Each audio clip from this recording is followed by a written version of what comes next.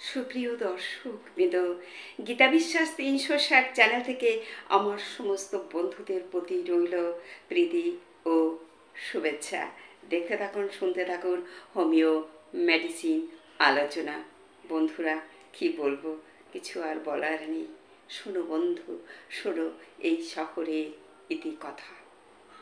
শুনলে কিছু কাজ দেবে। আমরা সব নেগলেক্ট করে যাই। গতকাল যে ঘটনা, তার থেকেই আমি মেডিসিনটা বলছি। পুজো দেখতে যাবে দুই বন্ধু, চাঁদপাড়া স্টেশনে দুজনে কাজ করে দুটো দোকানে। আমি একটা দোকান থেকে সদয় করি। গতকাল যখন আমি গেছি, দেওয়া যাবে বললো, তুমি জানো না দুর্ঘটনা ঘটে গেছে, ও নেই। আর সে কি? তখন বলল, ওই যে বাক্স তৈরি করে ওই বন্ধুটা আর আমাদের এই দুজনে মোটরসাইকেল নিয়ে কলকাতায় ঠাকুর দেখতে যায়। ঠাকুর দেখতে গিয়ে সেখান থেকে ওরা কল্যাণীতে আসে। কল্যাণীতে এসে ওরা একটা লরির তলায় চাপা পড়ে যায়। দুই বন্ধুই মারা গেছে। এইবার আসি আসল কথায়। বাড়ির থেকে বারবার বারণ করেছিল, গাড়ি নিয়ে তোমরা যেও না, এতটা রাস্তা, তোমরা ওখান থেকে অন্যদিকে যাবে, গাড়িতে যেও না, তোমরা ট্রেনে যাও। ছড়েনি।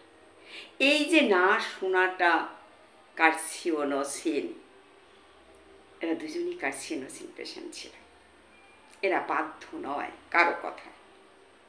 ভালো বলো মন্দ বলো, আমরা যদি কাউকে একটা কথা বলি, না শুনলে আমাদের কষ্ট হয়, কিন্তু ওর তো সেই জায়গাটা নেই।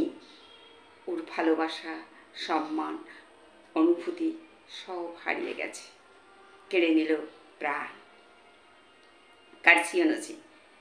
এবং এরা কথার পরপর একটা প্রতি উত্তর করে, শুনতে চায় না। ওরা যেখানে যাবে সেখানে যাবেই। হ্যাঁ, তাহলে এই রোগটা হচ্ছে সিজোফ্রেনিয়া, কিন্তু মেডিসিনটা চলে এলো কার্সিনোসিন। সিজোফ্রেনিয়া অবাধ্য, তার জগতে এসে থাকবে, কারো কথা শুনবে না। আমি কলকাতায় যাব গাড়ি করে, এই ভিড় ফট্টা, ভয় ডর কিচ্ছু নেই, চিত্ত যেথা ভয় শূন্য। বন্ধুরা, আজকে খারাপ লাগছে বলতে, তবু বলতে হবে, মেডিসিন সমস্ত ছেলে মেয়েদের আমাদের চেষ্টা করতে হবে। চেষ্টা না করলে হবে না। আমার সমস্ত বন্ধুদের প্রতি অনুরোধ রইল, ছেলে মেয়েদের কৌশল করে বাঁচাতে হবে, কোনো পথ নেই। যা অবস্থা, মেয়ে ভালোবাসলো, আমি তার সাথেই যাব। সেই ছেলেটা কি করে, কি করছে, কি হবে জানা নেই। একটা ছেলের ঘাড় ভেঙে তো খাওয়া যাবে না। সত্যি করে মানুষেরা খায় না, না, তারা দুজনেই চেষ্টা করে কি করে আমরা হাল ধরবো। বেকার ছেলে মেয়ে যারা, আর যাদের চাকরি আছে তারা স্বামীর ঘাড় ভাঙছে, কিছু করার নেই। তারা জানে আমরা চাকরি দেখে এসেছি।